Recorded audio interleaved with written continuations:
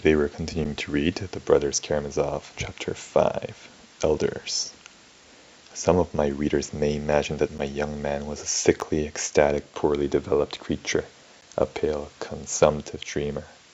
On the contrary, Alyosha was at this time a well-grown, red-cheeked, clear-eyed lad of 19, radiant with health. He was very handsome, too, graceful, moderately tall, with hair of a dark brown, with a regular, rather long, oval-shaped face, and wide-set, dark gray, shining eyes. He was very thoughtful, and apparently very serene.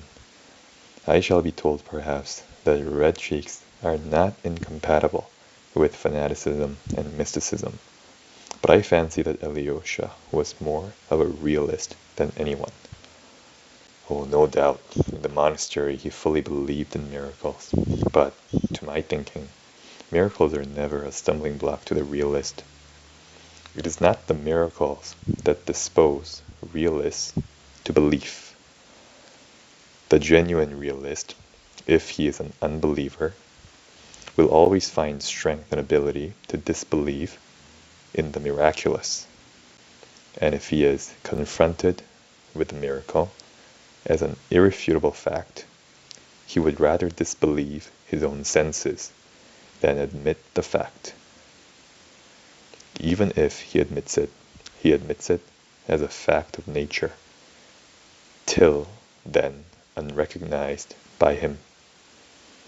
Faith does not, in the realist, spring from the miracle, but the miracle from faith. If the realist once believes, then he is bound by his very realism to admit the miraculous also.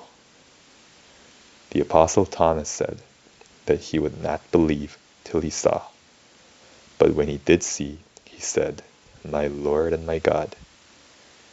Was it the miracle forced him to believe? Most likely not, but he believed solely because he desired to believe, and possibly he fully believed in his secret heart, even when he said, "I do not believe till I see."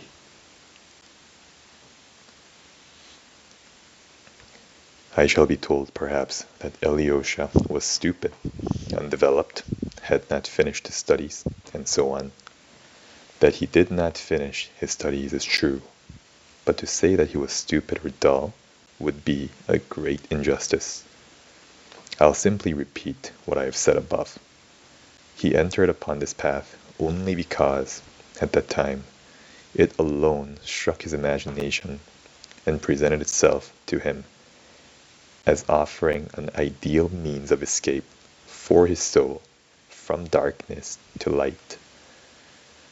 Add to that he was to some extent a youth of our last epoch, that is, honest in nature, desiring the truth, seeking for it and believing in it, and seeking to serve it at once with all the strength of his soul, seeking for immediate action, and ready to sacrifice everything, life itself, for it.